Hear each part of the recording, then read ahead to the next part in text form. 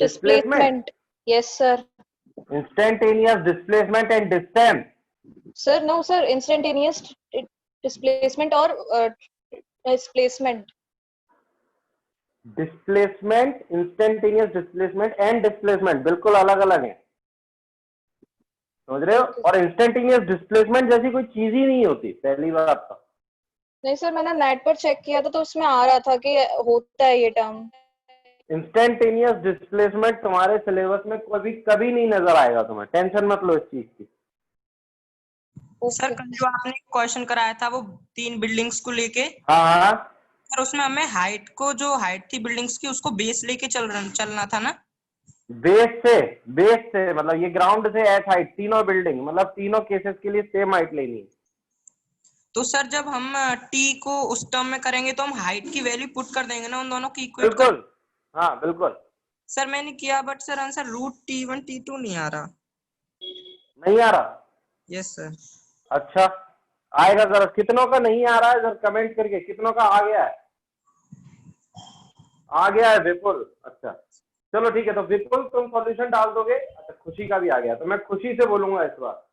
खुशी तुम अपना सॉल्यूशन पुट कर देना, और जिसका नहीं आया वो एक बार चेक कर ले, ठीक है? Okay sir. चलो, तो अब हम एक क्वेश्चन करते हैं यहाँ पर। तो क्वेश्चन देखो फिर से, फ्री फॉल का क्वेश्चन देखते हैं कितने लोग सही जवाब देते हैं। तो एज अ टेस्ट मैं लेके चल रहा हूँ इस क्वेश्चन को। तो यहाँ पर फ्री फॉल में अभी तक हमने एयर के रेजिस्टेंस को बिल्कुल नहीं लिया था, ठीक है? और अब हम एयर के रेजिस्टेंस को भी कंसीडर कर रहे हैं। तो मैं क्वेश्चन ये ले रहा हूं, if A is the retardation, if A is the retardation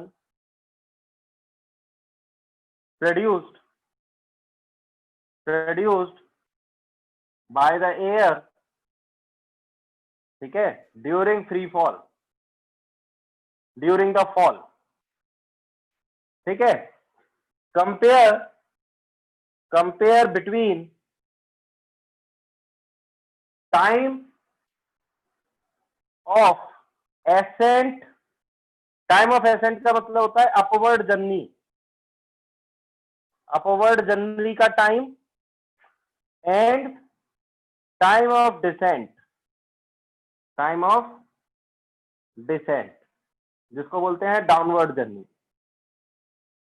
इन दोनों में से कौन सा ज्यादा होगा, कौन सा कम होगा? तो जरा देखो यहां ध्यान से, ये बात याद रखना, नोट डाल के अगर चाहो तो। एयर ऑलवेज, एयर जो होती है ऑलवेज रजिस्ट द मोशन। आपकी आवाज कट रही है सर। क्या सभी के साथ ऐसा हो रहा है? Yes sir. अच्छा, हो रहा है।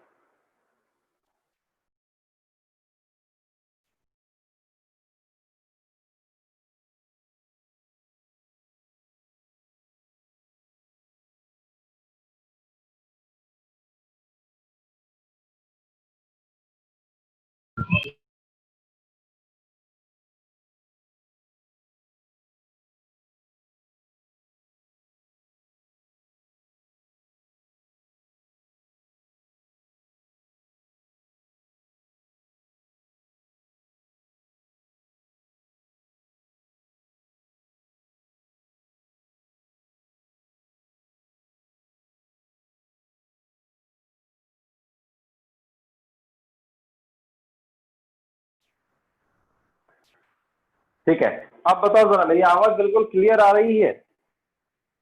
Yes sir. चलो बढ़िया। तो देखो, इस क्वेश्चन को करने के लिए हमेशा याद रखना कि अगर आप एयर कंसीडर करते हो तो एयर जो है वो हमेशा मोशन को अपोज करती है, ठीक है, हमेशा मोशन को अपोज करती है, ये बात याद रखना। Air always oppose the motion. So अगर हम अपवर्ड जर्नी देखें, अपवर्ड जर्नी मतलब देखो, यहां से बॉल को प्रोजेक्ट किया है कितने यू मीटर पर सेकेंड से, तो ये जो बॉल है ये ऊपर जाएगी और यहां पर जाके इसकी वेलोसिटी कितनी हो जाएगी? 0। तो ये हम कौन सी वाली जर्नी देख रहे हैं? Upward journey. तो अगर मैं अपवर्ड जर्नी देख रहा हूं तो इसने कितनी हाइट अचीव की है? इसने h हाइट अचीव की है, ठीक। तो अगर हम अपवर्ड जर्नी के लिए टाइम ऑफ एसेंट निकालें, टाइम ऑफ एसेंट का मतलब टाइम ऑफ अपवर्ड जर्नी, तो टाइम ऑफ एसेंट के लिए हम इक्वेशन लगाएंगे v equal to U plus A T. लेकिन यहां पर जो एक्सेलरेशन होगा, वो नेट एक्सेलरेशन होगा। मैं यहां ए नेट लिख रहा हूं। तो ये जो एक्सेलरेशन है वो जब हम बनाएंगे तो देखो, एक तो ग्रेविटी की वजह से नीचे रहेगा, और एक जो एयर है, एयर का जो रेजिस्टेंस है, एयर जो अपोज करेगी। क्या मेरी आवाज अभी भी क्लियर नहीं है? बीच में से कट रही, लेकिन सर आप तो क्लियर है, थोड़ी बहुत आप तो क्लियर है। अब क्लियर, ठीक है। तो देखो, एक हो गया हमारा ग्रेविटी की वजह से और एक हो गया एयर की वजह से। तो ग्रेविटी की वजह से भी जी नीचे आ रहा है और एयर की वजह से भी ए नीचे आ रहा है। तो हमारे पास दो चीजें हैं जो इसके मोशन को अपोज कर रही हैं। तो हमारा जो नेट एक्सेलरेशन बनेगा, final velocity 0, initial velocity u, net acceleration बनेगा माइनस का g प्लस ए, और ये बनेगा टाइम ऑफ एसेंट, जिसको मैं चलो TA नाम दे रहा हूं। तो यहां से जो मेरा TA है, मतलब टाइम ऑफ एसेंट आ रहा है, वो कितना आ रहा है? u अपॉन जी प्लस ए, u अपॉन जी प्लस ए।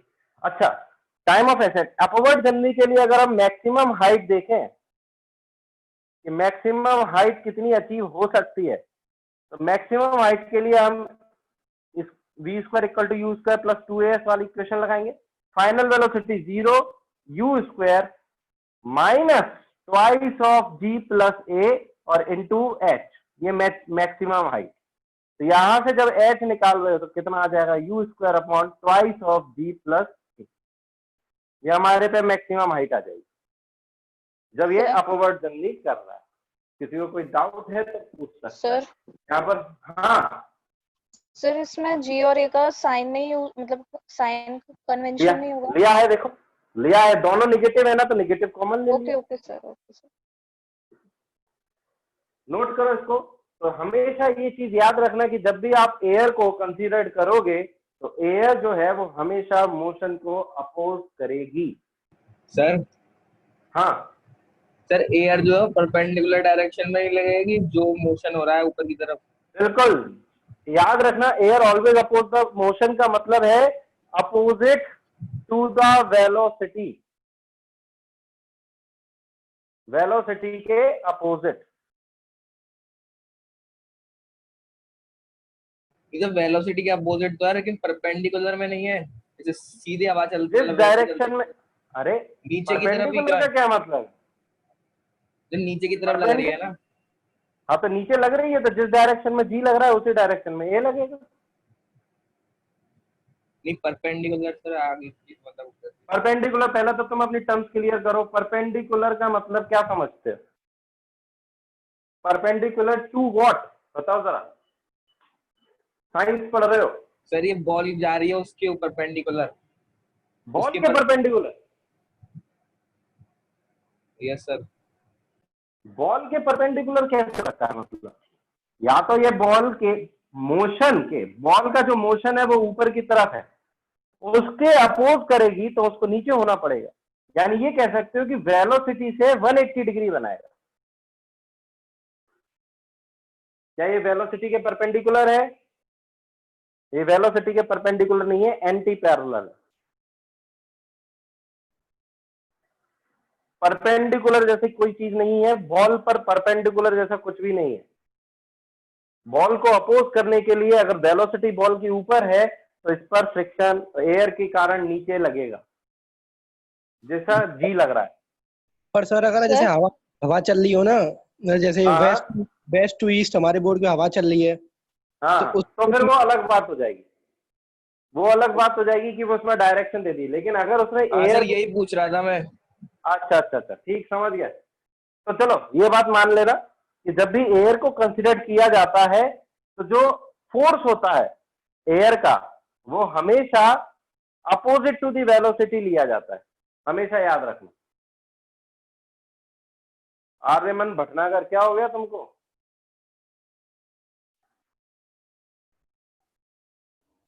Yes sir. आर्यमन तुम्हारे कमेंट्स देखा मैंने, क्या हो गया तुमको? अरे सर फोन गिर गया लैपटॉप पर, सॉरी सर।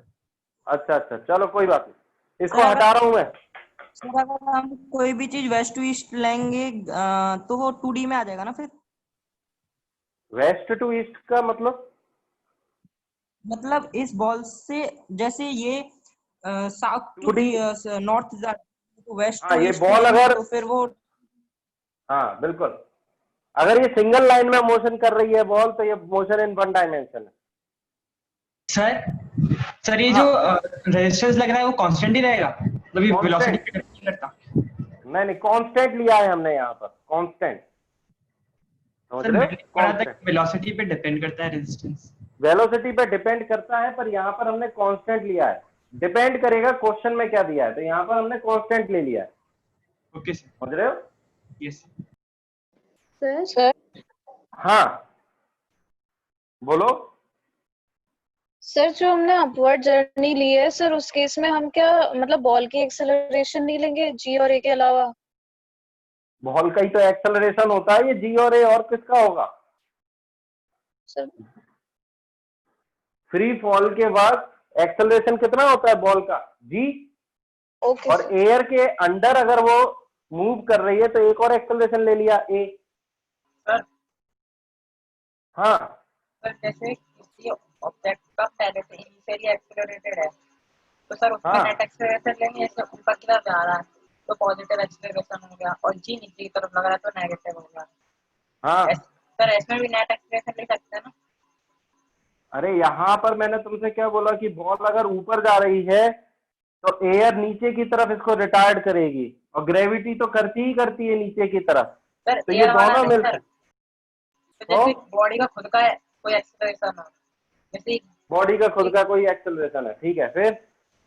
सर उसके ये सर डिफॉल्ट है, मतलब उसमें एयर रेजिस्टेंस नहीं है, ओनली जी लग रहा है, हाँ तो सर हाँ, उसमें नेट लेंगे? नेट लेंगे, फिर बॉडी का एक्सेलरेशन माइनस जी, समझ गए?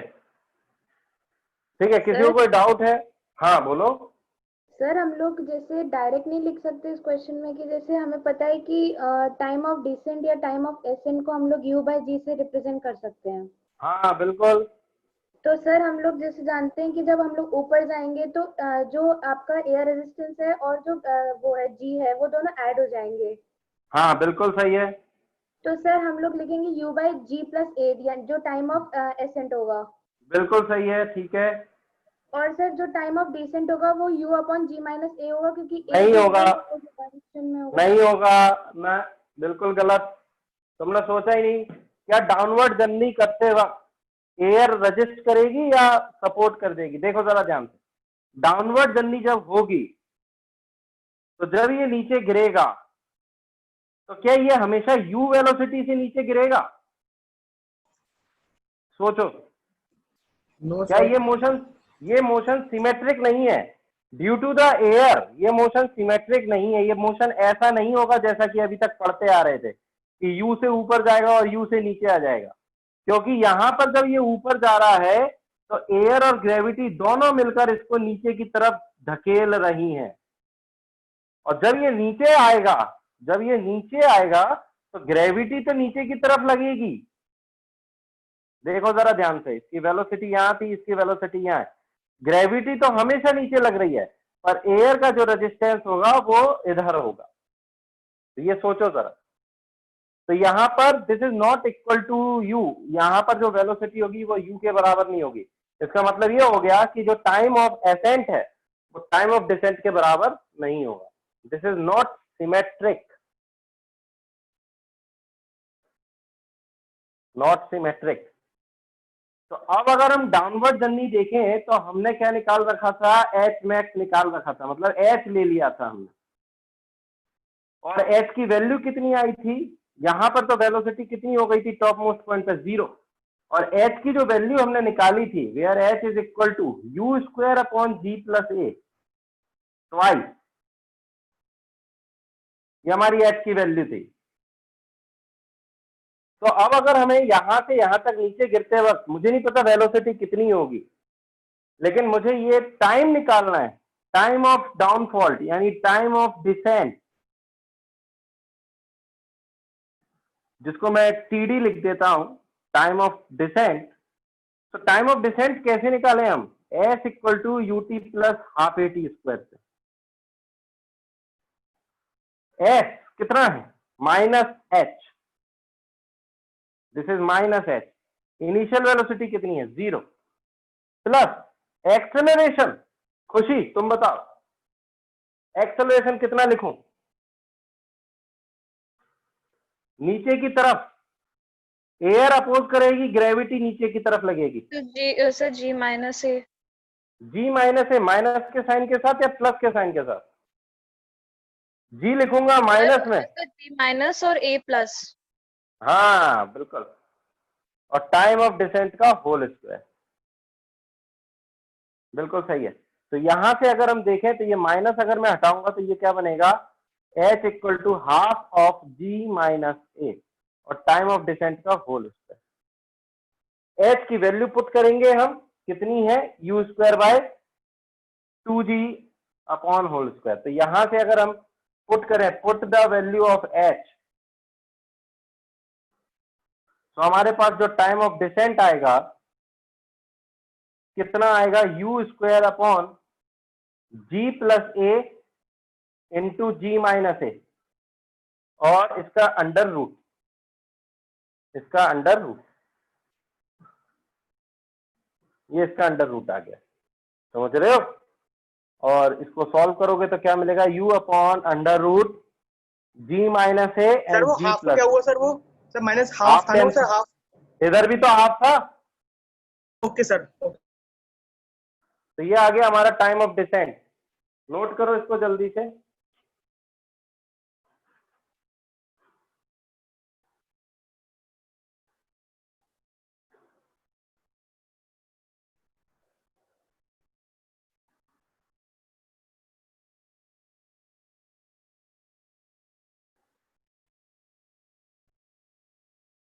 अब मुझे बताओ कौन सा टाइम ज्यादा बड़ा है? हाँ बिल्कुल। अब अगर हम कंपेयर करें तो टाइम ऑफ डिसेंट ज्यादा बड़ा है या टाइम ऑफ एसेंट?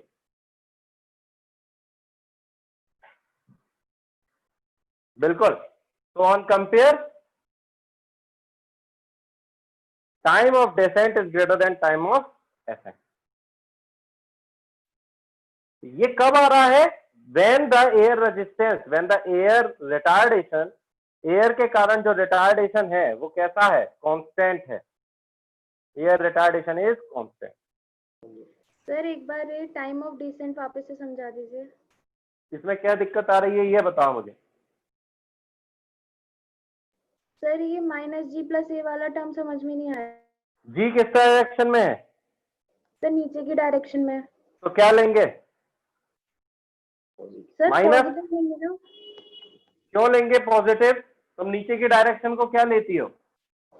सर मैं नीचे वाले को पॉजिटिव, ऊपर वाले को नेगेटिव लेती हूँ। क्यों भाई? अगर तुम ये माइनस एच ले रहे हो तो तुमने, इसका मतलब है कि नीचे डायरेक्शन को माइनस लिया है, क्योंकि माइनस एच कब होगा? जब तुम इनिशियल पोजीशन से यहाँ फाइनल पोजीशन की तरफ जाओगी। समझ रहे हो?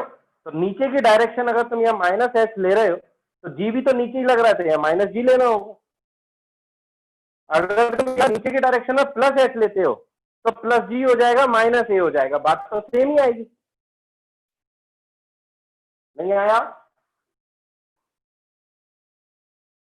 क्या हम अभी तक इन साइन कन्वेंशंस में फंसे हुए हैं? सर हाँ सर, टाइम नेट एक्सेलरेशन के इनवर्सली प्रोपोर्शनल होगा ना?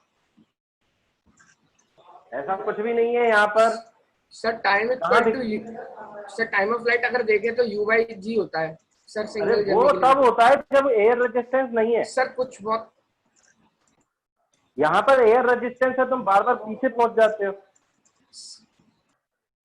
Okay sir. यहाँ सिमेट्रिकल नहीं है चीजें, यहाँ सिमेट्रिकल नहीं है चीजें, पहले ही बता रहा हूं मैं। जितना टाइम ऑफ एसेंट है उतना टाइम ऑफ डिसेंट नहीं है। अच्छा ये साइन में कितनों को दिक्कत आ रही है? बिल्कुल माइक ऑन करें ऑनेस्टी के साथ। सर मुझे समझ में नहीं आया था ये वाला। कहाँ दिक्कत आ रही है ये बताओ। डिस्प्लेसमेंट की डायरेक्शन कहाँ से कहाँ होती है ये बताओ, डिस्प्लेसमेंट की डायरेक्शन कहाँ से कहाँ होती है? सर जैसे हम लोग जिस भी डायरेक्शन में फेंकेंगे उसमें सर v पॉजिटिव लेते हैं, h पॉजिटिव लेते हैं। ऐसा कुछ भी नहीं है, जिस डायरेक्शन को तुम पॉजिटिव मानोगी उस डायरेक्शन में पॉजिटिव लिया जाएगा। अब तुम बताओ कौन सी डायरेक्शन तुम पॉजिटिव लेती हो, बताओ। सर जैसे हमने ऊपर फेंका है तो हम लोग हाइट को पॉजिटिव लेते हैं। अरे क्यों लेते हैं बताओ, उसका रीजन क्या है? उसका रीजन है कि तुमने ऊपर की डायरेक्शन को पॉजिटिव ले रखा है और नीचे की डायरेक्शन को नेगेटिव ले रखा है। तो अब मुझे बस इतना बताओ कि यहां पर -h आ रहा है तो क्यों आ रहा है? क्योंकि मैंने नेगेटिव डायरेक्शन नीचे की तरफ ली है, और जब ये नीचे आएगा तो ये इनिशियल पोजीशन से नीचे की तरफ आ रहा है फाइनल पोजीशन, और डिस्प्लेसमेंट की जो डायरेक्शन होती है वो हमेशा होती है इनिशियल से फाइनल, और वो है यहां पर नीचे। और कितना आ रहा है? h आ रहा है। अभी भी नहीं आया? सर यानी ये पॉइंट गलत है कि जिस भी हम लोग डायरेक्शन में फेंकेंगे वो उसको हम लोग पॉजिटिव मानेंगे? ऐसा बिल्कुल नहीं है, ये गलत पॉइंट है। अकॉर्डिंग टू यू साइन चलता है, डायरेक्शन कौन सी पॉजिटिव लेनी है कौन सी नेगेटिव, ये तुम्हारे हिसाब से है। मैंने यहाँ ऊपर की तरफ पॉजिटिव लिए, नीचे की तरफ नेगेटिव लिए। क्लियर? Okay sir. और याद रखना हमेशा ये एस क्या है? डिस्प्लेसमेंट, और डिस्प्लेसमेंट हमेशा होती है इनिशियल पोजीशन से फाइनल पोजीशन की तरफ।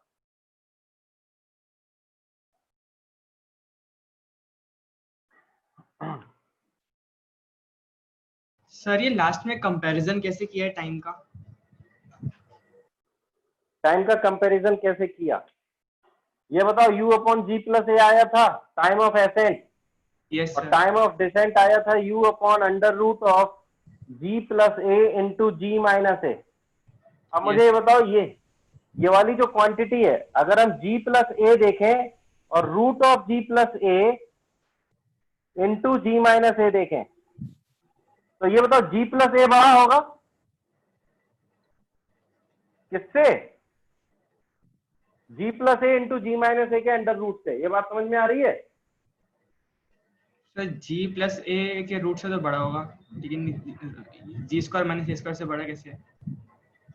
अरे मैं ये पूछ रहा हूं कि g प्लस ए ज्यादा बड़ी होगी quantity as compare to this.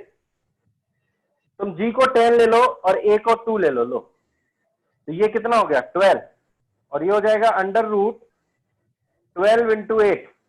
कितना हो रहा है ये? रूट 96। अब मुझे बताओ 12 ज्यादा बड़ा है या रूट 96? 12 ज्यादा बड़ा है। सिंपल, तो वेरीफाई करके देख लो या तो फिर। Okay sir.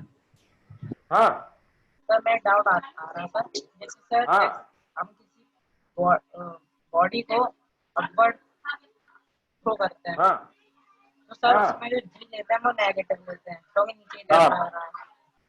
तुम पहले साइन कन्वेंशन ध्यान रख लिया करो कि ऊपर की तरफ पॉजिटिव लिया है और नीचे की तरफ नेगेटिव। अब अगर तुम ऊपर की तरफ फेंकते हो तो u पॉजिटिव हो जाता है, लेकिन g हमेशा नीचे लगता है, जिसके कारण वो नेगेटिव रहता है।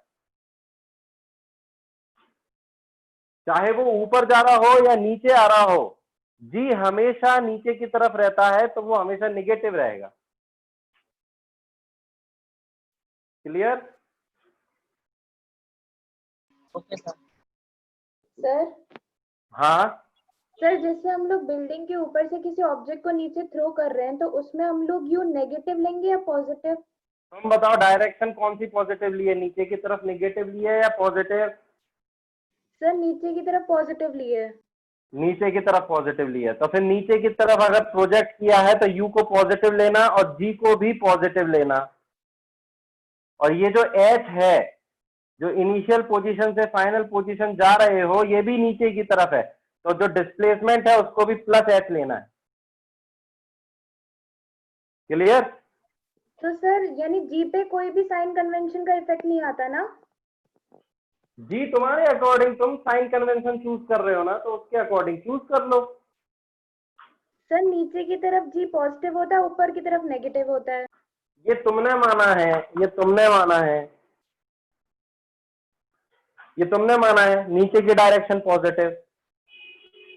अगर तुम ऊपर की डायरेक्शन पॉजिटिव मानते,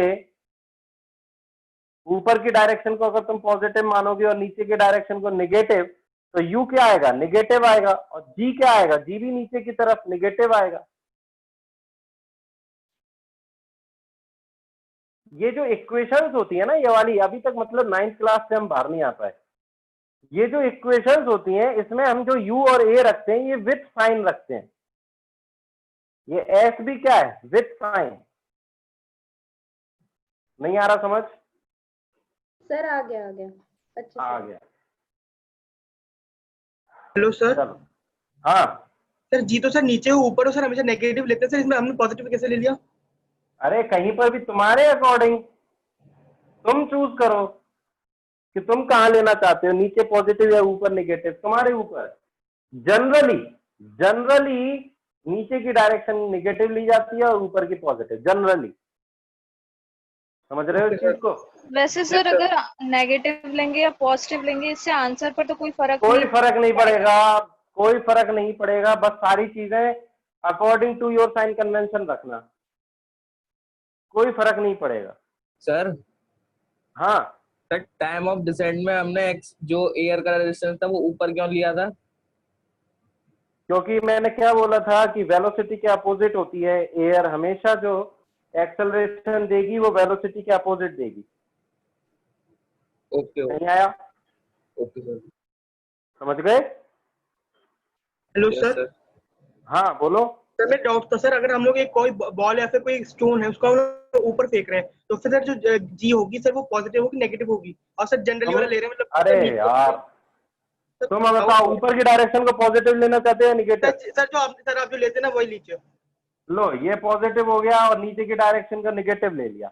यस अब सर। अगर मैं ऊपर जा रहा हूँ तो जब मैंने ऊपर प्रोजेक्ट किया यू, तो जी कहाँ लग रहा है, नीचे। नीचे तो की यू तरफ। तो मेरा पॉजिटिव होगा और जी निगेटिव। Okay sir. देखो कोई फर्क नहीं पड़ने वाला, मैं ये फिर से बता देता हूं तुम्हें। ये जो एच होता है, ये अगर मैं H equal to UT plus half A T square लगाऊं या फिर V square equal to U square plus 2as लगा दूं, तो यहां पर जो भी मैं चीजें रख रहा हूं वो विथ साइन रखूंगा according to the my convention. समझ रहे हो? Okay sir. तो जो आप मानो उसी के अकॉर्डिंग पुट करना सारी चीजें, तो सेम आंसर आएगा, सही आंसर आएगा। अब जरा देखो ध्यान से। सर हाँ बोलो। तो जो टोटल टाइम आएगा सर, मतलब पूरी टाइम ऑफ फ्लाइट, वो है ना जो हमारा बिना रेजिस्टेंस के होता है उससे छोटा आएगा कि बड़ा आएगा? टोटल टाइम ऑफ फ्लाइट निकाल लो। अब तुम चेक कर सकते हो कि भाई टोटल टाइम ऑफ फ्लाइट क्या आएगा। तुम बताओ क्या आना चाहिए, छोटा या बड़ा? चेक करो चलो। आइडिया नहीं ये लग रहा होमवर्क सर। है, तुम होमवर्क रखो। ये होमवर्क है तुम्हारा, ठीक है? होमवर्क है ये कि बताओ जरा 2u/g से छोटा आएगा या बड़ा आएगा?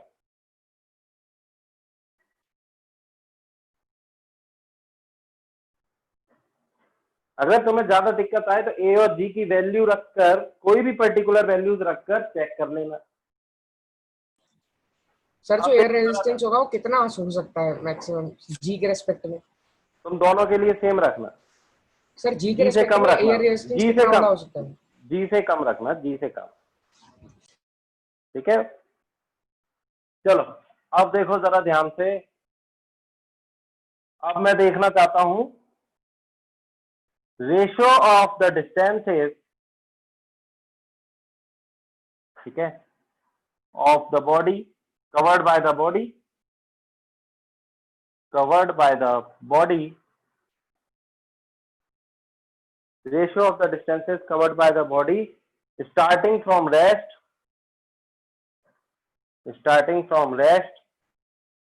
and moves with constant acceleration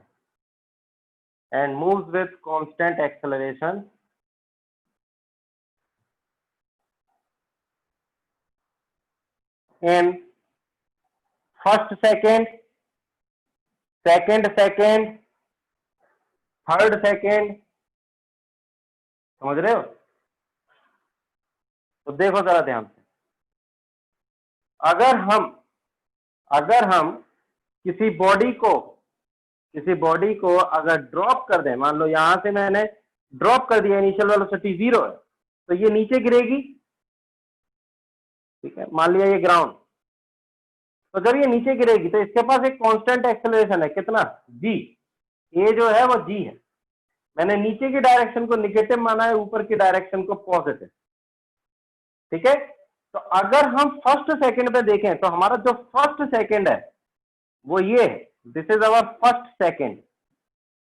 इसमें जो डिस्टेंस कवर होगा वो डिस्टेंस कवर होगा s1, ठीक। उसके बाद अगर मैं सेकंड की बात करूं, सेकंड की,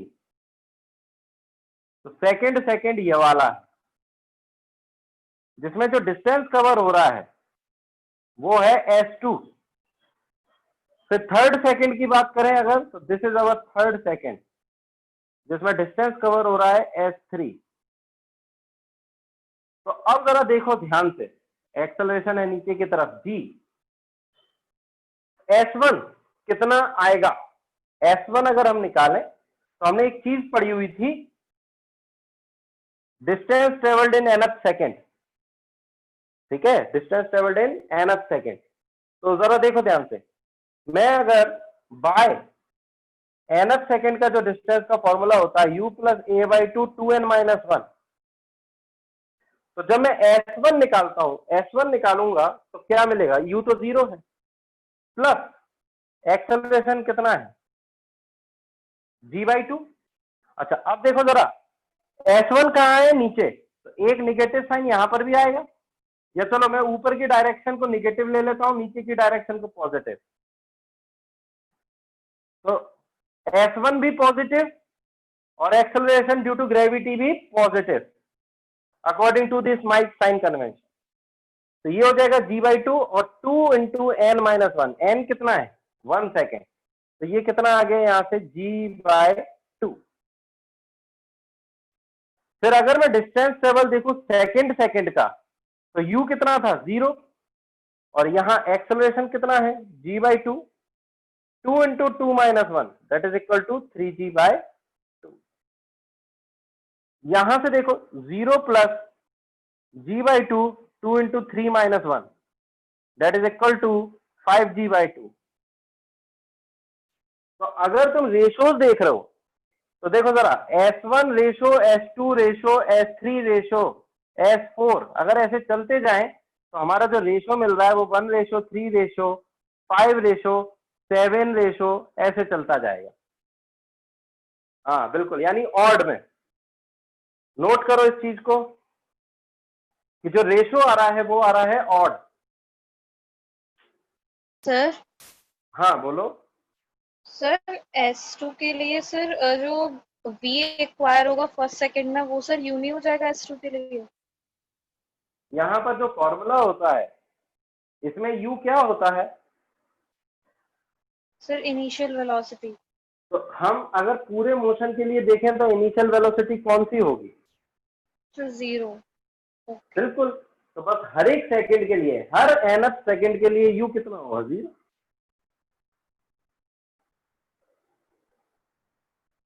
नहीं आया? Hello sir. सर आ गया। हाँ बोलो। सर आपने जी नेगेटिव क्यों लिया है जब आपने ऊपर वाली डायरेक्शन पॉजिटिव ली हो? तो कहाँ लिए? देखो ऊपर वाली डायरेक्शन नेगेटिव है, नीचे वाली direction positive. Okay sir, sorry sir. ठीक है।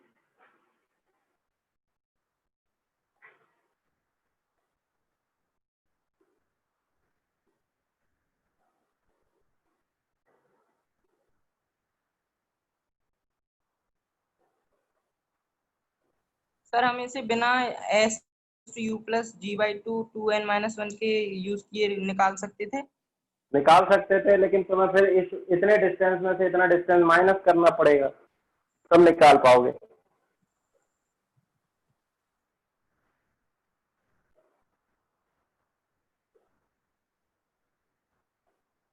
ठीक है, चलो तो यहां पर मैं खत्म कर रहा हूं मोशन इन 1 डायमेंशन।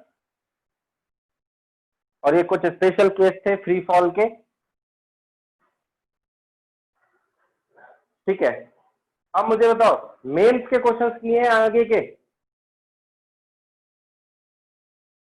हाँ डिस्कशन, वही मैं पूछ रहा हूं मेंस के। ओके तो किए हुए हैं तो निकालो जल्दी से।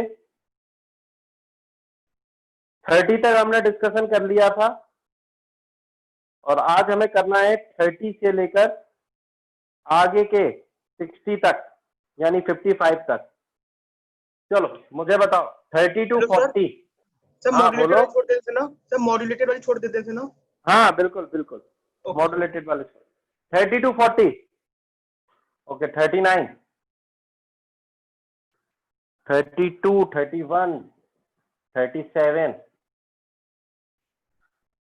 चलो देखते हैं 31। A simple pendulum released from a small angle horizontal.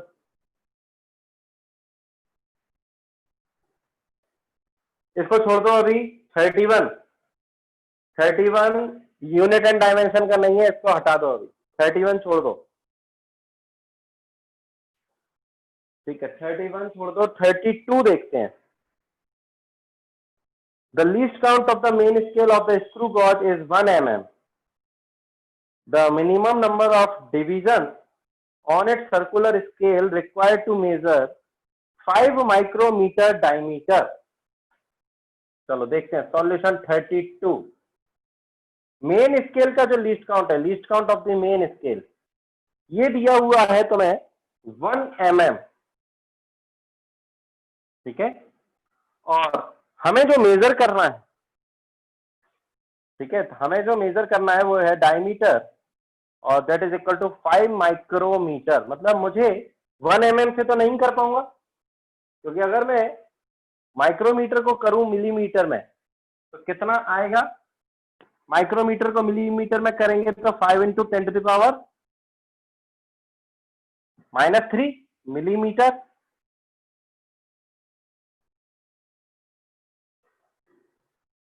तो ये तो 1 mm ही मेजर कर रहा है, और ये हमें सर आंसर चाहिए। मीटर में आएगा सर। आंसर आप मीटर में निकालिए सर। 10⁻⁻6 लिख दीजिए। उससे कोई फर्क नहीं पड़ रहा, लेकिन यहां पर फिर मुझे मीटर में करना है तो ये 10⁻³ मीटर हो जाएगा, और ये हो जाएगा 10⁻6 मीटर। दोनों ही रीडिंग्स मुझे सेम यूनिट में रखनी होंगी।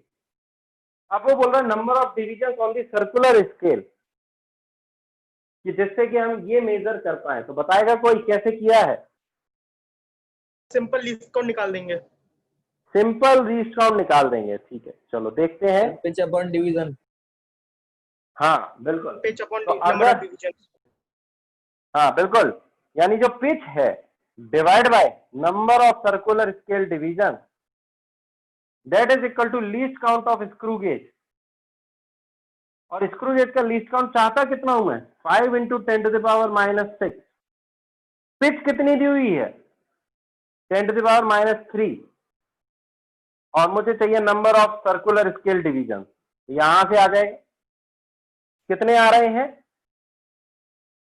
200। This is the answer. बिल्कुल सिंपल सा क्वेश्चन। चलो 32 के बाद आगे बढ़ते हैं।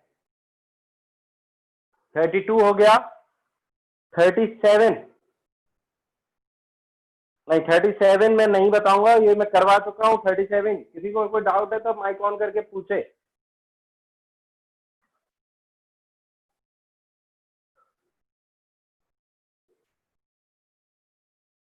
थर्टी 37 हो जाएगा। किसने किया है 37? मैं भेज दूंगा सर, तनिष्क मैं भेज दूंगा सर, मैंने बहुत। तनिष्क, चलो ठीक है, तो तनिष्क तुम भेज देना, क्योंकि ये क्वेश्चन हम कर चुके हैं। उसके बाद 39 हम देखेंगे। हाँ 39 में हमें क्या क्या दिया हुआ है जरा देखो। Mod A1 that is equal to 3 mod A1 vector, mod A2 vector that is equal to 5 और mod A1 plus A2, ये जो मॉड है ये दिया हुआ ये भी 5 है। Very good. ओके, निकालना क्या है? निकालना है हमें find 2a1 vector plus 2a1 vector plus 3a2 vector dot 3a1 minus 2a2। Okay, तो पहले डॉट प्रोडक्ट कर लो। तो जब मुझे बताओ a1 डॉट a1 को अगर हम देखें तो क्या लिखेंगे? Mod a1 into mod a1 into cos 0 degree, तो that is equal to mod a1 square. a1 dot a2 कितना हो जाएगा? Mod a1 mod a2 into cos theta. Theta किसके बीच का एंगल है? a1 और a2 के बीच का। ठीक है, तो ये चीज ध्यान रखना है हमें। और अब हम इसको सॉल्व करेंगे। सो हमें जो निकालना है फाइंड में, हमें जब निकालेंगे फाइंड में, तो हमारे पास सॉल्व करके क्या आएगा? हमारे पास आएगा 6 मॉड a1 का square minus 4 a1 dot a2, ठीक, प्लस 9 मॉड a1 का स्क्वायर और माइनस का 6 a1 डॉट a2। कुछ गड़बड़ तो नहीं कर दी? सर आपने अच्छा अच्छा, एक 9 गड़बड़ हो a1 गई। डॉट हाँ a2। हाँ बिल्कुल, 9 a2 डॉट a1, ठीक है, और ये हो जाएगा plus sorry minus 6 a2 square mod a2 square. अच्छा ठीक है, अब मुझे बता a1 डॉट a2 को क्या मैं a2 डॉट a1 लिख सकता हूं? क्या ये एक ही बात है? नहीं सर, माइनस लगा देंगे पहले।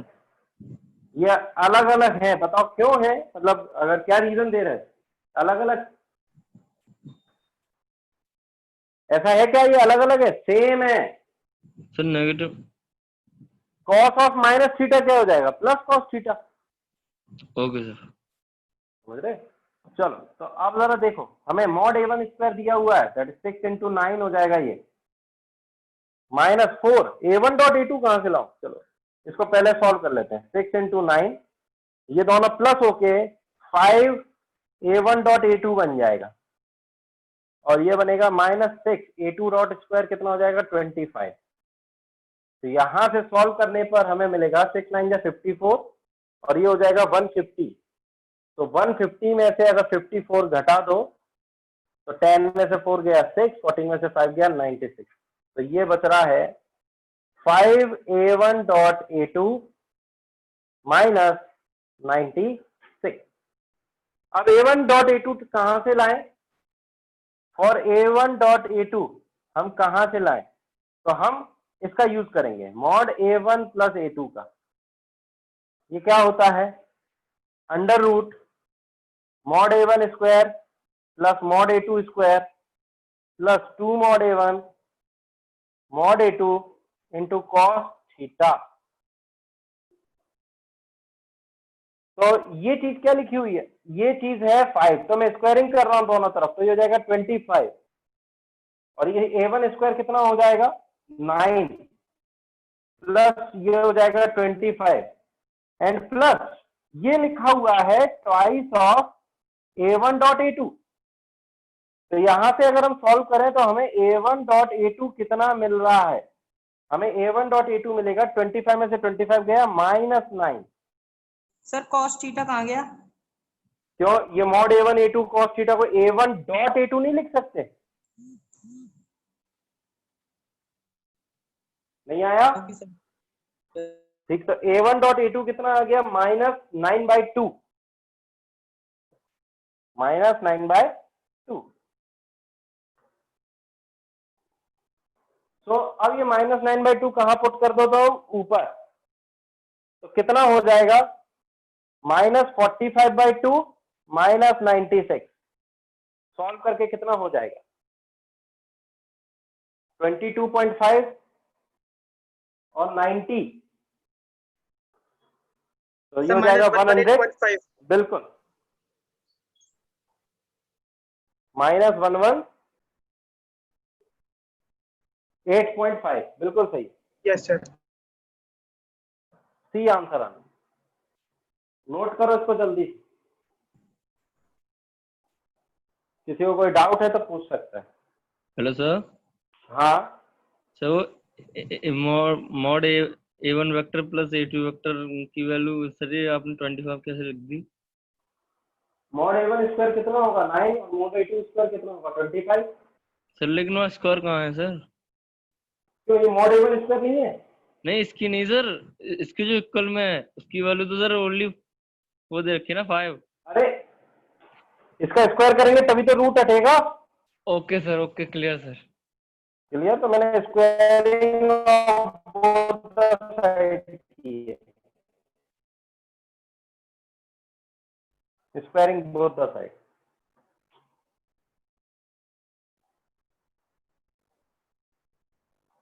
चलो 10 सेकेंड। स्क्रीन ब्लर हो रही है सर। क्या सभी के साथ ऐसा हो रहा है? Yes sir. स्क्रीन ब्लर हो रही है, 1 मिनट रुको जरा।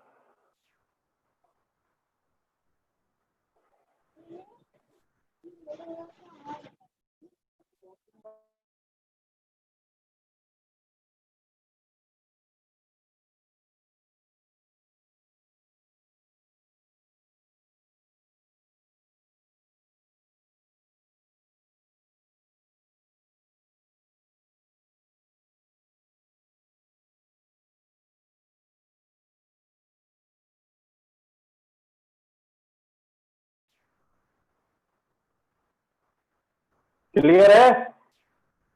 Yes sir. ठीक, चीजें इतनी टफ नहीं है, बहुत आसान है चीजें। तो 37 हो गया, अब 39 देखते हैं। 39 भी हो गया। चलो अब आते हैं 40 to 50, जल्दी से बताओ कमेंट करके। ओके 40 आ रहा है पुष्पेंद्र का। ओके सचिन का भी 40, 44 एंड 50। आई थिंक ये तीन ही है जो देखने लायक है यहाँ पर। चलो देखते हैं 40। हाँ, तो क्वेश्चन नंबर 40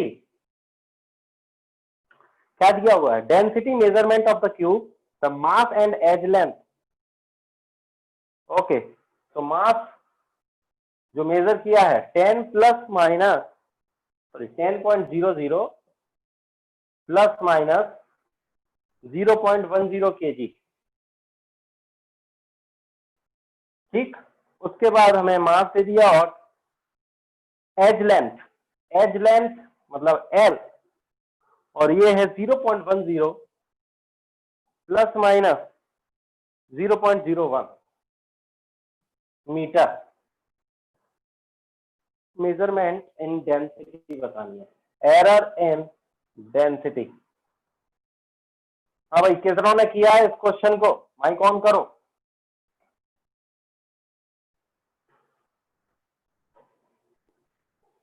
विपुल ने किया है, अनुष्का, तेजस, देवगुरु माइक ऑन करो, बताओ क्या किया? सर इसमें मैंने ना मास का मतलब वही मास हमने है ना लिया, मास अपॉन वॉल्यूम, डेंसिटी हमने लिख ली। एरर आएगा delta density by D equals to delta M by M plus 3 times of delta V by V. बिल्कुल सही है। और वॉल्यूम को अगर तुम देखो तो क्या लिखते हैं? L Q. तो जब एरर लिखेंगे तो पार्शियल डिफरेंशिएशन की मदद से क्या बनेगा? ये बनेगा। ठीक, आंसर उसमें रिलेटिव एरर की फॉर्म में दे रखा है तो आ गया आपको। रिलेटिव एरर के फॉर्म में दिख रखा है मतलब तुम्हें यहाँ डेल्टा डी निकालना था या delta D by D? Delta D by D की फॉर्म डेल्टा डी दे रखा है, delta D by D. Delta D निकालोगे ना, तो डेल्टा डी के लिए तुम डेंसिटी का मल्टीप्लाई करोगे। अच्छा डेल्टा एम कितना हो जाएगा? 0.10। मास कितना है? 10.00 प्लस 3। डेल्टा एल कितना है? 0.01 और डिवाइड बाई हो जाएगा 0.10 और इनटू डेंसिटी। जो हम डेंसिटी लिखेंगे, मास है कितना? 10.00 डिवाइड बाय लेंथ का क्यूब 0.10 का क्यूब, यहां से आ जाएगा डेल्टा टी। क्या यही किया था?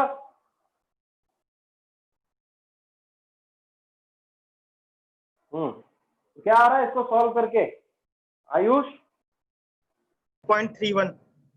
0.31। चलो तो ये फिर हो गया, आंसर आ गया केजी पर मीटर क्यूब। सॉल्व करके देख लेना, ठीक है, सिंपल सा क्वेश्चन।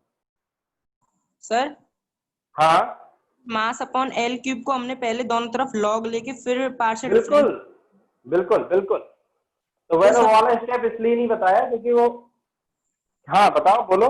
सर तो लॉग एम तो डेल्टा एम बाई एम हो जाएगा। हाँ सर एक बार लॉग सॉरी एल क्यूब का बता दो एक बार। देखो, जब लॉग लोगे तो ये बनेगा log m plus log l cube, और l क्यूब का 3 जो है वो प्रॉपर्टी के कारण बाहर आ जाएगा, तो ये बनेगा 3 log l। और अब मैं पार्शियल डिफरेंशिएशन करूंगा तो ये delta M by m, 3 constant और delta l by l. Okay sir, ठीक है, थैंक यू। चलो तो ये हो गया क्वेश्चन 40। यहाँ पे 0.31 कैसे आ जाएगा? ये तो मुझे बताया गया है, तुम एक बार चेक कर लेना। क्योंकि सर नीचे रिलेटिव एरर दे रखा है 0.31। तो सर क्वेश्चन में लिख ही नहीं रहा है रिलेटिव एरर निकालना है, उसमें लिख रहा है एरर निकालना है। सर वही मैं कह रहा था, रिलेटिव एरर की फॉर्म में दे रखा है आंसर। आंसर होगा। अच्छा चलो फिर मैं इसको चेक करता हूँ। भाई सभी लोग ये चेक कर लेंगे कि ये रिलेटिव एरर दे रखा है या एरर, तो मैं ये चेक करके बताता हूँ। हो सकता है शायद क्या दे दिया होगा। ये सर मैंने रिलेटिव एरर की फॉर्म में निकाला सर, इतना ही आ रहा है। मैंने रिलेटिव एरर की फॉर्म में निकाला है। चलो ठीक है, देखते हैं। ठीक है, इसको मैं चेक करूंगा।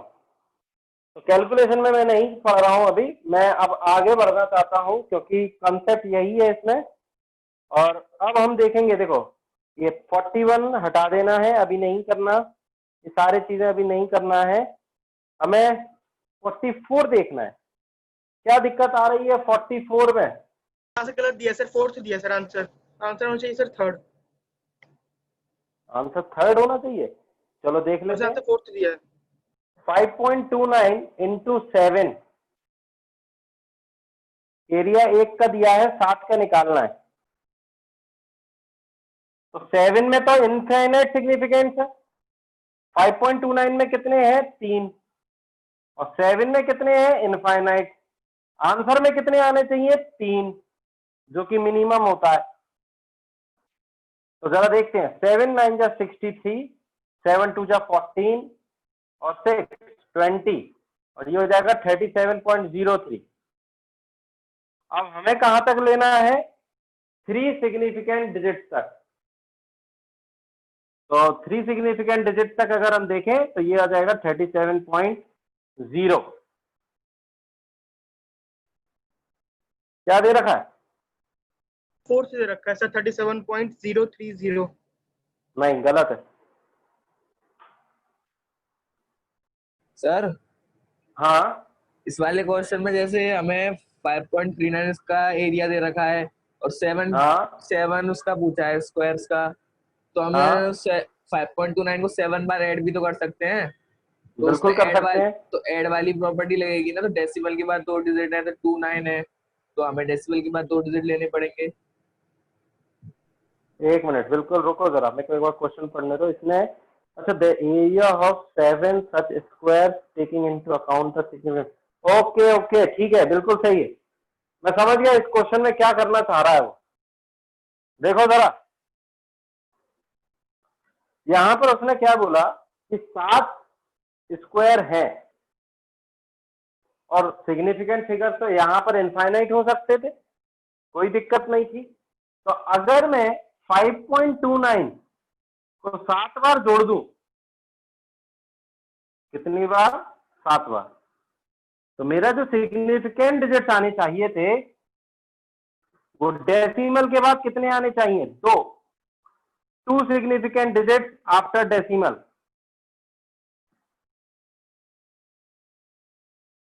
और ये क्यों कर रहे हैं, ये क्यों नहीं कर रहे, बताओ जरा, कोई रीजन बता सकते हो? सर हाँ सर, इसमें स्क्वायर का एरिया दिया है सर, तो सर हाँ। स्क्वायर की साइड 2.3 होगी तो सर, तो उसका मल्टीप्लाई करके 5.290 आएगा सर। क्या बात है, क्या बात है, बहुत ही बढ़िया, मतलब वेरी नाइस। स्क्वायर का एरिया जो है वो 5.29 दिया, यानी ए स्क्वायर को जब हम कर रहे हैं तो वो 5.29 आएगा। यानी हम जब मिनिमम मेजरमेंट देखेंगे ए को, तो डेसिमल के बाद कितने डिजिट चाहिए? 2। तो इसीलिए हम क्या कर रहे हैं, डेसिमल के बाद 2 सिग्निफिकेंट डिजिट्स रखने होंगे। तो यहां से जब ऐड करोगे तो कितना मिल रहा है? 37.03, और 2 सिग्निफिकेंट डिजिट चाहिए, तो ये अभी तो एक ही है, एक और लगाना होगा डेसिमल के बाद। सोच लो जरा ध्यान से, कोई दिक्कत हो तो पूछो।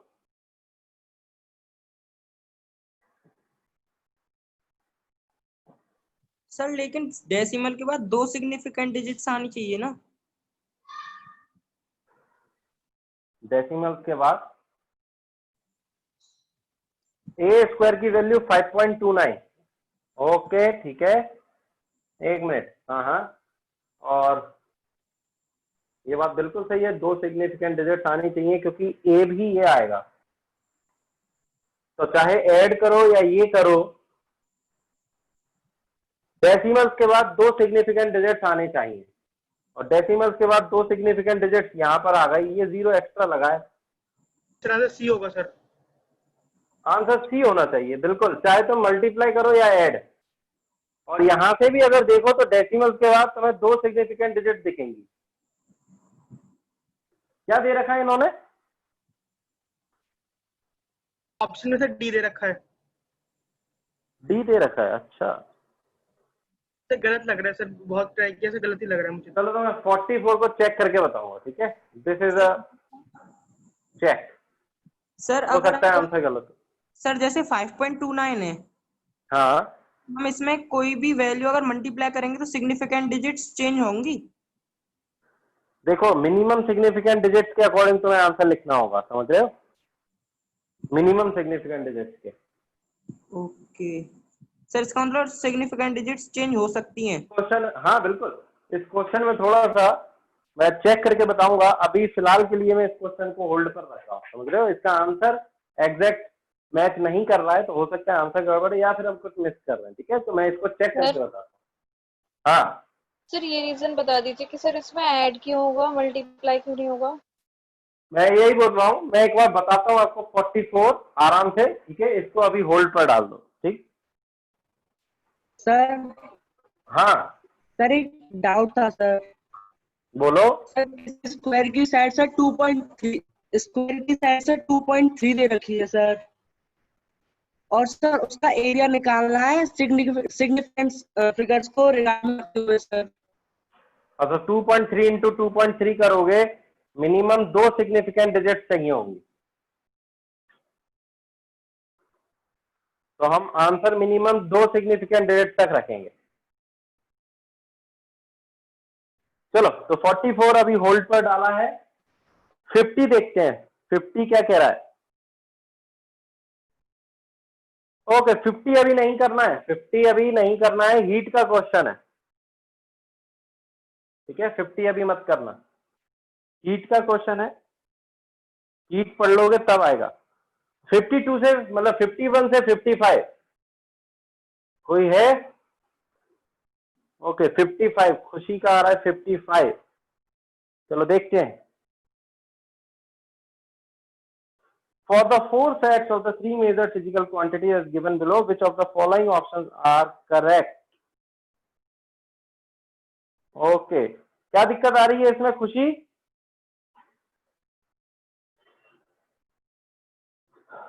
ये तो ऐड कर करके देखना होगा। पहले 55 बताओ, कितना कर लिया है 55?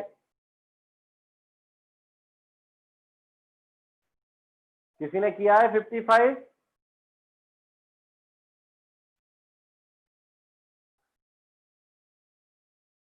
फिफ्टी फाइव थोड़ा सा कैलकुलेटिव क्वेश्चन है, समझ रहे हो? तो एक बार सभी लोग 55 की कैलकुलेशन करके रखेंगे, चलो देखेंगे हम, लेकिन 55 कैलकुलेशन करके रखना, हम इसको ग्रुप पर या फिर नेक्स्ट क्लास में डिस्कस कर लेंगे। तो मैं नहीं चाहता कि अभी हम टाइम बर्बाद करें, एक बार कैलकुलेशन आप करके देख लेना, ठीक है। सर हाँ सर एक बार 52 और बता दो सर। अच्छा ठीक है। 49 में क्या दिक्कत आ रही है पुष्पेंद्र?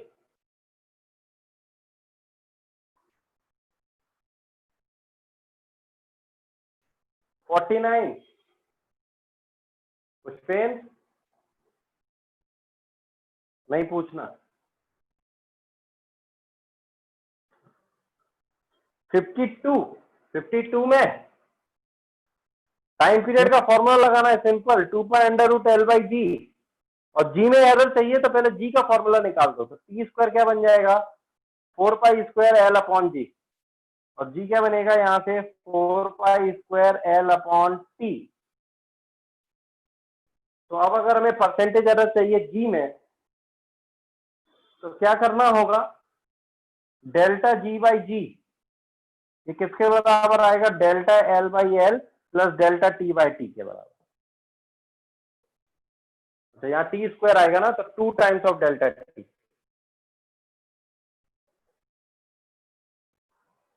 चलो किसी को कोई डाउट है तो पूछो, आप बस वैल्यूज पुट कर देना, हो जाएगा। मेरा आंसर सर 4.40 आ रहा है, आंसर शीट में 5.40 दे रखा है। क्या किया तुमने? यही किया है? यस सर, मेरा भी आ रहा है। अच्छा चलो देख लेते हैं। The length of the simple pendulum दे रखा है 25 सेंटीमीटर। तो डेल्टा एल कितना लोगे? डेल्टा एल कितना लोगे आप? 0.1, और ये हो जाएगा 25 प्लस 2, डेल्टा टी कितना हो जाएगा? 1, और टाइम पीरियड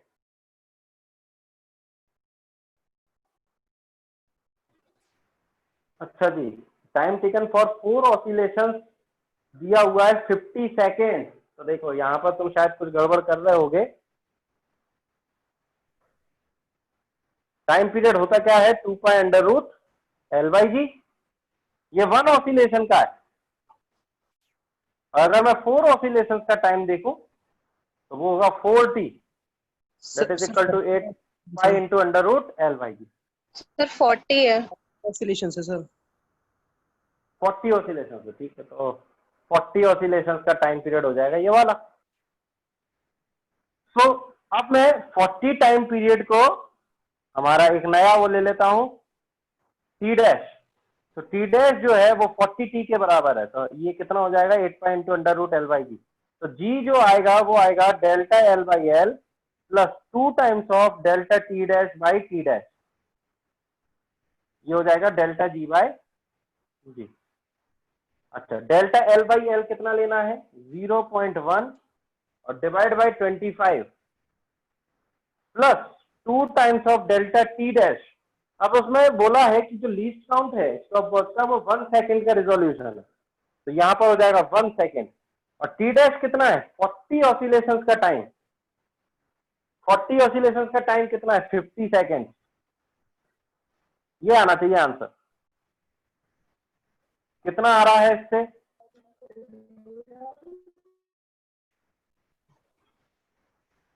एक्यूरेसी इन जी,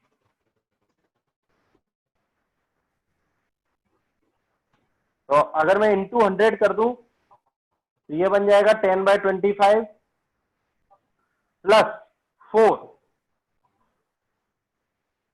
ठीक है। इसका मतलब है 2/5, 4.40। हाँ यही आ रहा है, उससे पीछे गलत दिया है। 4.40 ही आ रहा है सर। हाँ सर मेरे पास सर एक और बुक है, उसमें भी आंसर है ना 5.40 दे रखा है, मतलब सेम क्वेश्चन है डिट्टो, उसमें भी आंसर 5.40 दे रखा है। एक मिनट शायद। हाँ बोलो। अगर टाइम पीरियड 1 ऑसिलेशन के लिए 2π है तो सर 40 के लिए 8π कैसे हो गया? अच्छा ये तो तुम छोड़ दो, 40 के लिए 80 हो जाएगा। वो 4π कर लिया था मैंने, 4 ऑसिलेशंस कर लिया था इसलिए। Okay sir. चेक करना होगा मुझे फिर इसको 52 को, ठीक है। 52 ऑल्सो फॉर द चेक। तो हमारे पास दो क्वेश्चंस हैं नेक्स्ट क्लास में, 44 एंड 52। इसको हम देखेंगे दोबारा से, ठीक है। चलो ठीक है, आगे बढ़ते हैं। हो सकता है शायद कुछ गड़बड़ कर रहे हैं कैलकुलेशन में, मैं इसको दोबारा चेक करूंगा और फिर बताता हूँ।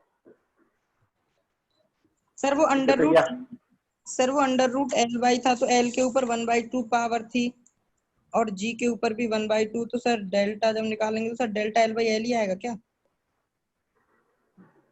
तो स्क्वायरिंग तो कर दी थी हमने। अच्छा हाँ हाँ ओके सर, स्क्वायरिंग की। चलो ठीक है, देखेंगे इन दोनों क्वेश्चंस को 44 एंड 55 नेक्स्ट क्लास में। और ये कौन सा था? ये था 52। तो 55 की तो कैलकुलेशन करके रखनी है और इन दोनों में डाउट है, चेक करेंगे हम, ठीक है। तो एक बार खुद भी देखना और फिर हम डिस्कस करेंगे, ठीक है। अब आगे बढ़ते हैं और नई चीज सीखते हैं आज की क्लास में। कितना टाइम बचा हुआ है हमारे पास, कोई बताएगा?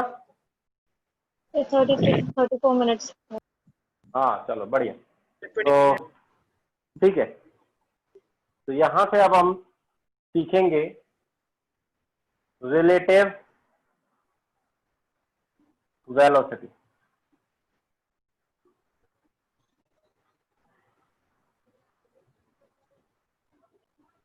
सर फ्री फॉल के बाद कंटिन्यू कर दें? हाँ फ्री फॉल के बाद कंटिन्यू कर सकते हैं रिलेटिव वेलोसिटी, ठीक है। तो क्या होता है रिलेटिव वेलोसिटी, देखते हैं, ठीक है। बहुत ही सिंपल सी बात है कि जो ऑब्जर्वर होता है, ऑब्जर्व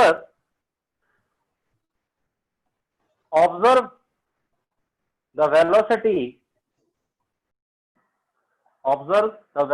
ऑफ एन ऑब्जेक्ट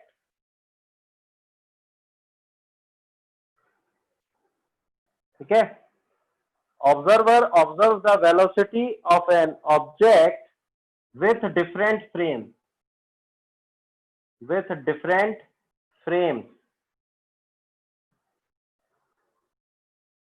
ठीक है, with different frames, and so that the velocity of an object changes with respect to the observer for different frames, observer in different frames, इसका मतलब है कि ऑब्जर्वर पे डिपेंड करेगा कि किसी ऑब्जेक्ट की वेलोसिटी कितनी है। अगर वो ऑब्जर्वर ऑब्जेक्ट के साथ चल रहा है सेम वेलोसिटी से, तो हम बोलेंगे कि वो रेस्ट पर है उस ऑब्जर्वर के रिस्पेक्ट में। अगर वो किसी अलग वेलोसिटी से चल रहा है तो हम बोलेंगे कि मोशन में है।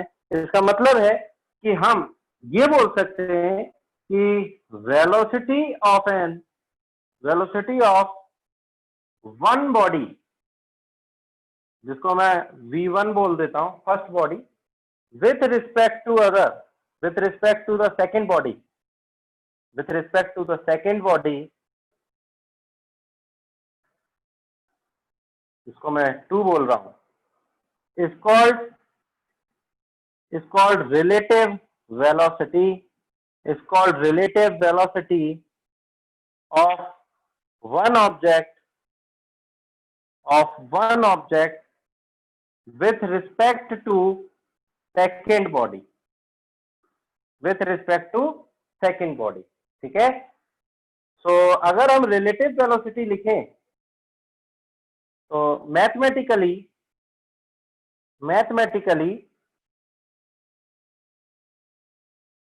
इसको हम लिख सकते हैं velocity of first body with respect to second body. ये क्या लिखा हुआ है? This is a velocity of first body with respect to second body, that is v12। v12 का जो फॉर्मूला बनेगा वो बनेगा v1 minus v2, v1 minus v2, where v1 is velocity of first body and v2 of second body।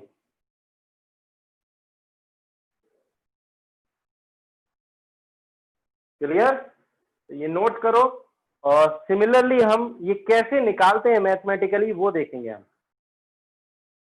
Sir derivation, हाँ sir, ये frame वाली बात sir clear नहीं हुई ढंग से सर। कैसे? देखो जरा, HCV में तुम मिलेगा बस में बैठे हो, क्लियर नहीं हुई।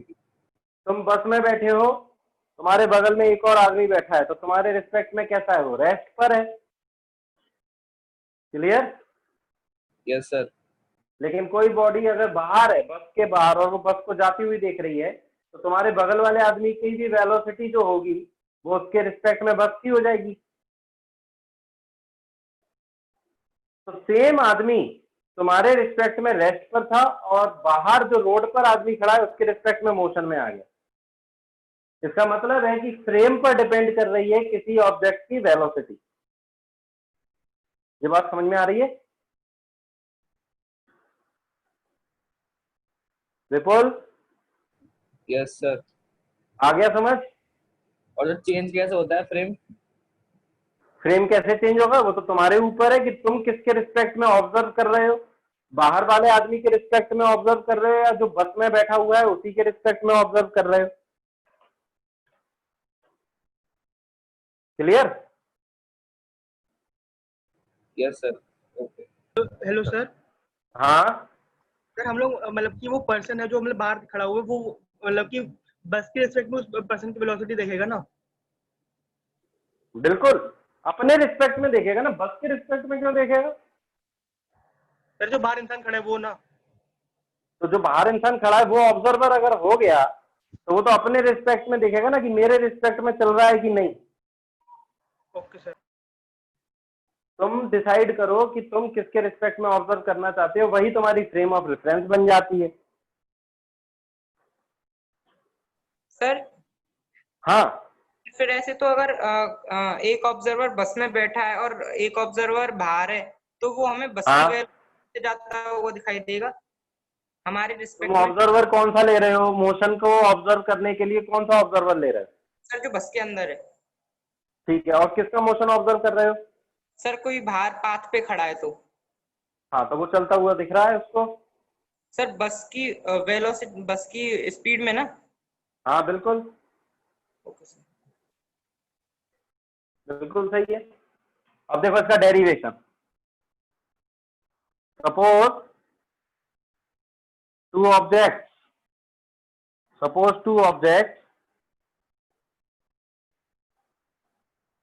are at position vector r1 and r2, ठीक है, as shown। तो हमारे पास एक ग्राफ है जिसमें एक बॉडी है, फर्स्ट बॉडी यहां पर है जिसका पोजीशन वेक्टर r1 वेक्टर है, और एक बॉडी यहां पर है जिसका पोजीशन वेक्टर r2 वेक्टर है। क्लियर? तो अब जरा देखो, ये फर्स्ट बॉडी हो गई, ये सेकंड बॉडी हो गई। अब अगर हमसे पूछा जाए पोजीशन ऑफ वन या position vector of one with respect to second, तो वो कौन सा होगा? वो ये वाला होगा। इसको मैं बोल रहा हूं r12 वेक्टर। ठीक है, this is the position vector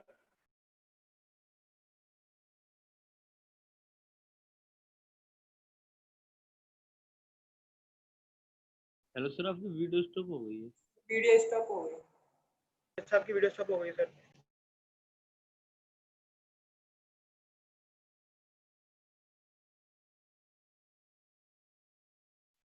with respect to, और अब मेरे से पूछा गया कि भाई रिलेटिव वेलोसिटी बताओ। सर, आपकी वीडियो स्टॉप हो गई है सर। तो वीडियो स्टॉप हो गई? अच्छा ब्लर भी हो गया, बहुत सारी चीजें हो गई।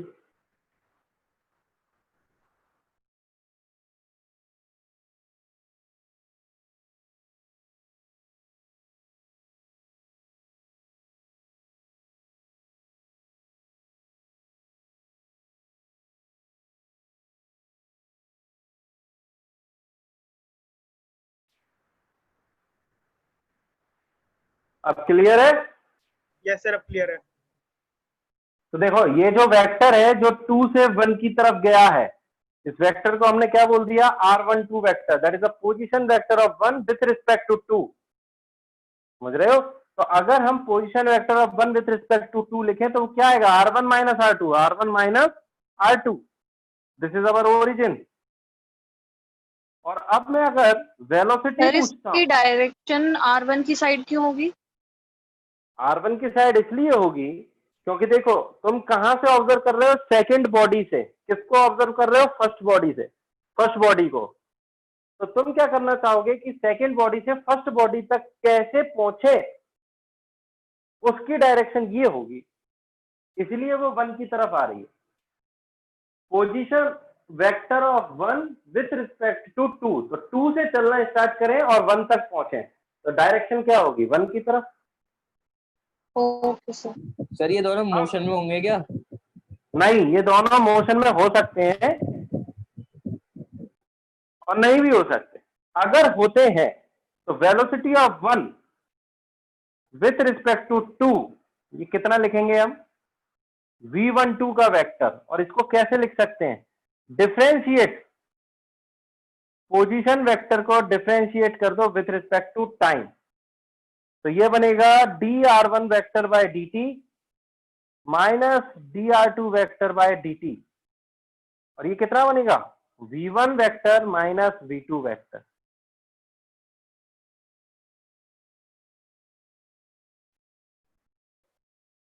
ठीक है? तो 2 की जो वेलोसिटी है वो v2 है और फर्स्ट की वेलोसिटी है v1। अगर ये नहीं चलेंगे तो v1 v2 जीरो कर लेना। ये आ गई हमारे पास रिलेटिव वेलोसिटी का फॉर्मूला, बहुत ही सिंपल सा। और सिमिलरली अगर मैं एक्सेलरेशन पूछता हूं, acceleration of 1 with respect to 2, तो वो कितना लिखेंगे, a12 का वेक्टर, यानी डिफरेंशिएशन ऑफ वेलोसिटी। तो वो कितना हो जाएगा, dv2 vector by dt minus dv1 vector by dt, that is equal to a1 vector minus a2 vector. ये v1 ये v2, तो a1 माइनस a2 वेक्टर, ये आ गया। नोट कर लो तीनों चीजें, position vector of 1 with respect to 2, velocity of 1 with respect to 2, acceleration of 1 with respect to 2।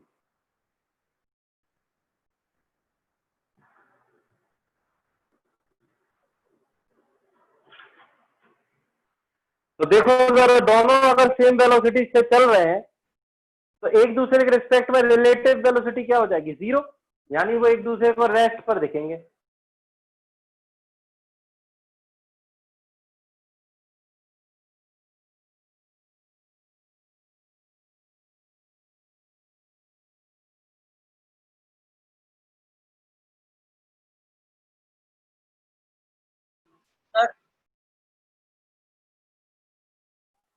अब जरा देखो कुछ प्रॉपर्टी,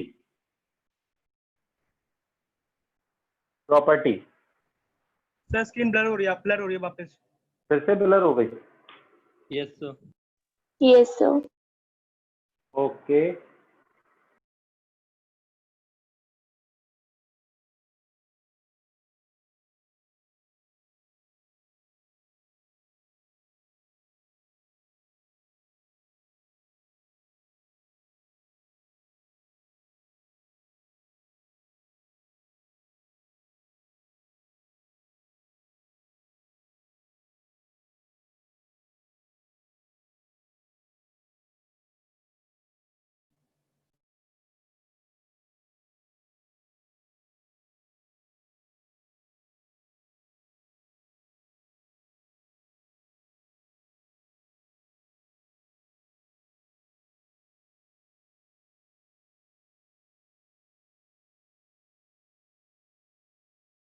लो सर, आपकी स्क्रीन स्टॉप हो गई वापस।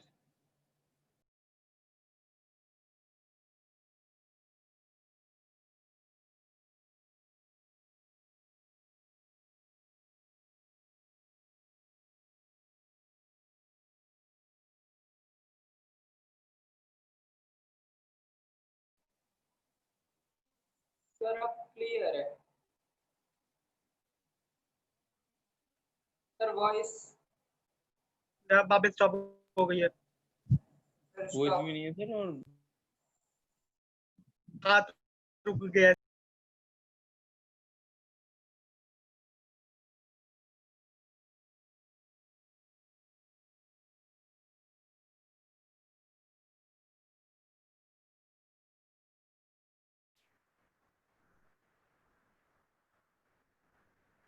अब ठीक है?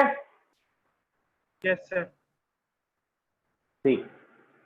तो V12 का जो वेक्टर होगा वो माइनस ऑफ V21 वेक्टर होगा। बिल्कुल सही है, ये तो पहली प्रॉपर्टी बहुत ही सिंपल सी। अच्छा, velocity of 1 with respect to 2 that is equal to velocity of 1 with respect to 3 minus velocity of 2 with respect to 3। जरा सोचो यहां से, where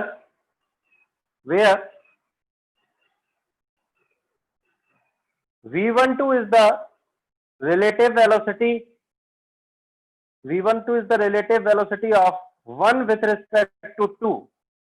V13 is the relative velocity of 1 with respect to third body. ये second body है और ये third body है। V23 is the relative velocity of 1 with respect to the third body. जरा सोच लो, तो थर्ड बॉडी जो है, थर्ड बॉडी कैन बी, हाँ सर ये V23 में तो sir with respect to two होगा ना सर? वेलोसिटी ऑफ, एक मिनट, हाँ, relative velocity of 2 with respect to 3, बिल्कुल सही है। And third body can be ground और एनी अदर बॉडी। ग्राउंड भी हो सकता है और कोई दूसरी बॉडी भी हो सकती है। लेकिन याद रखना कि जब आप रिलेटिव वेलोसिटी देख रहे हो किसी तीसरी बॉडी के रिस्पेक्ट में, तो फर्स्ट वाले की भी उसी के रिस्पेक्ट में देख रहे हो और सेकंड वाले की भी उसी के रिस्पेक्ट में देख रहे हो। ऐसा मत करना कि जब velocity of 1 with respect to 2 निकालो तो 1 की तो देख लो 3 के रिस्पेक्ट में और 2 की देख लो 4 के रिस्पेक्ट में, तो ये गलत हो जाएगा। दोनों के लिए ऑब्जर्वर क्या होने चाहिए? सेम होने चाहिए। समझ रहे हो? तो ये चीज ध्यान रखना है यहां पर।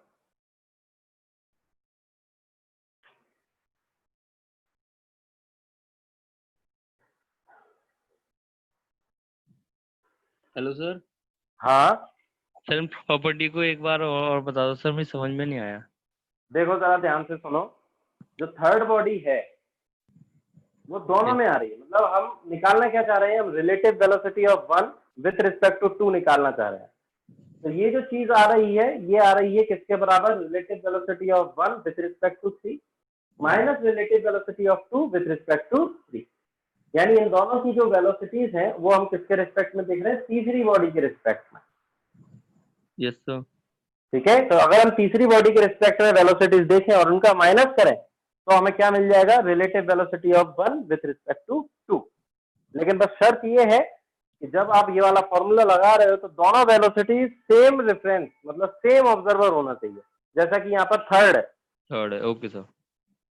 सर एक एग्जांपल ले लो सर इसका। लेते हैं अभी एक एग्जांपल। तो देखो, तो ये कुछ प्रॉपर्टीज थी, ज्यादा इंपॉर्टेंट नहीं है, बस थोड़ा बहुत याद रखना है। अब एग्जांपल्स देखें। एग्जांपल, मान लो एक बॉडी है ए, ये जा रहा है 2 मीटर पर सेकेंड से। एक बॉडी है बी, ये जा रही है 3 मीटर पर सेकेंड से। और एक बॉडी है सी, ये जा रही है यहाँ 1 मीटर पर सेकेंड से। तो मैं आपसे पूछता हूं, first relative velocity of B with respect to A. Second, relative velocity of B with respect to C.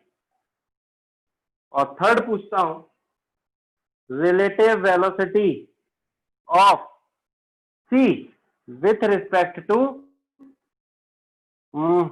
एक minute, A with respect to C.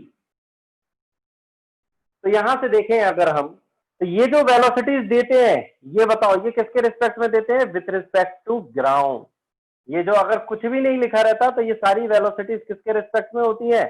With respect to ground. Ground का मतलब कि कोई आदमी यहां पर खड़ा है, ग्राउंड पर, रेस्ट पर है, उसके रिस्पेक्ट में ये वेलोसिटीज दी हुई है। तो relative velocity of B with respect to A अगर हम निकालें तो पहले का solution, velocity of B with respect to A, so that is VB with respect to ground minus VA with respect to ground। देख लो जरा ध्यान से, चाहो तो ऐसा लिख लो, और यहां से बॉल देखो ध्यान से, साइन कन्वेंशन का ध्यान रखना, इस साइड पॉजिटिव इस साइड निगेटिव।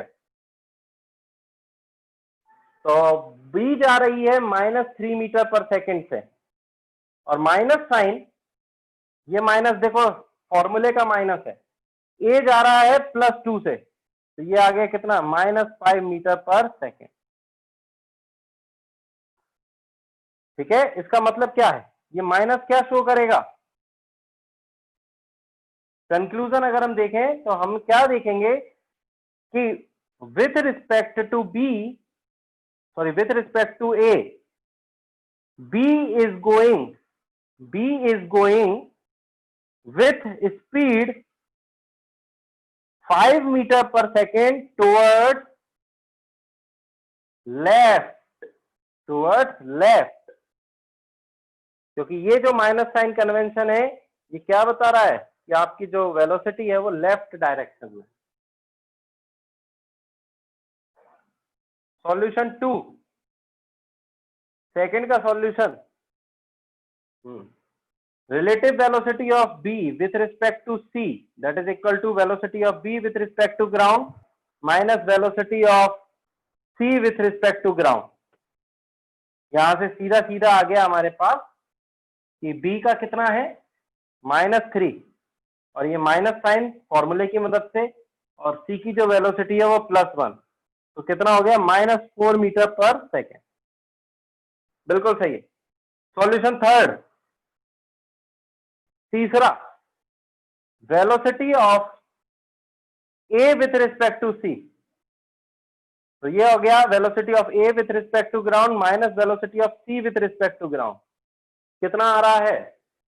ए का है +2 माइनस ऑफ +1, कितना हो गया? +1 मीटर पर सेकेंड। अब देखो जो प्रॉपर्टीज हमने पढ़ी है साफ साफ, अगर मैं relative velocity of B with respect to A लिख रहा हूं तो इसको क्या लिख सकता था? इसको लिख सकता था B with respect to C minus A with respect to C. तो B with respect to C कितना है? -4 minus A with respect to C कितना है? +1, कितना आ गया? -5 मीटर पर सेकेंड, जो कि किसके बराबर है? देखो नीचे वाले के बराबर।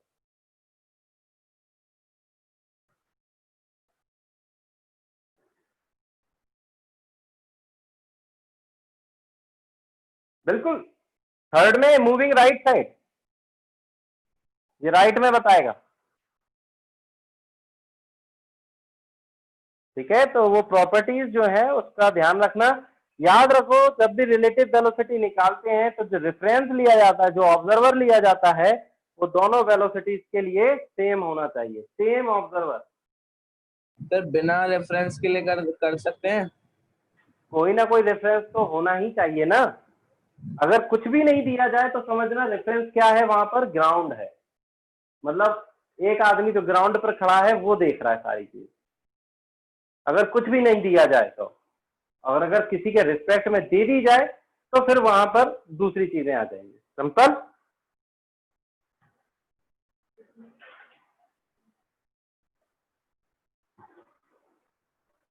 तो हमारे पास अब टाइम कितना बचा है ये बताओ। सर कुछ नहीं हाँ बोलो। सर, जैसे हमें क्वेश्चन में दे दिया है रिलेटिव वेलोसिटी का विद रिस्पेक्ट टू ये, तो उसमें सर हम साइन के साथ लेंगे या साइन के बिना? अरे अगर हमें वेलोसिटी ही दे दी तो बस खेल खत्म। शुरू से पूछो पुष्पेंद्र, लास्ट क्वेश्चन है तुम्हारा, क्या पूछना चाहते हो? सर मैं कह रहा जैसे किसी क्वेश्चन में दे दिया है दो बॉडी है। हाँ,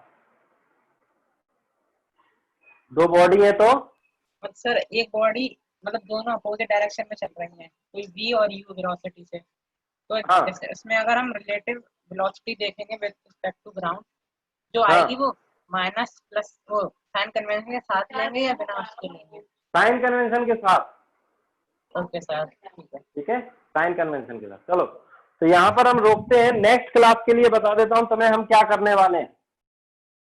हम मोशन इन 2 डायमेंशन स्टार्ट करेंगे, मोशन इन 2 डायमेंशन। लेकिन उससे पहले हमें डिस्कशन खत्म करना होगा। किसका डिस्कशन?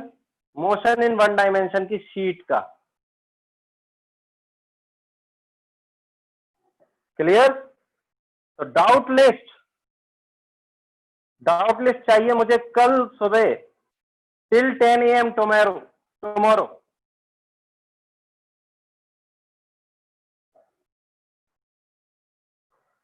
चलो फिर मिलते हैं नेक्स्ट क्लास में। ठीक है, थैंक यू टू ऑल।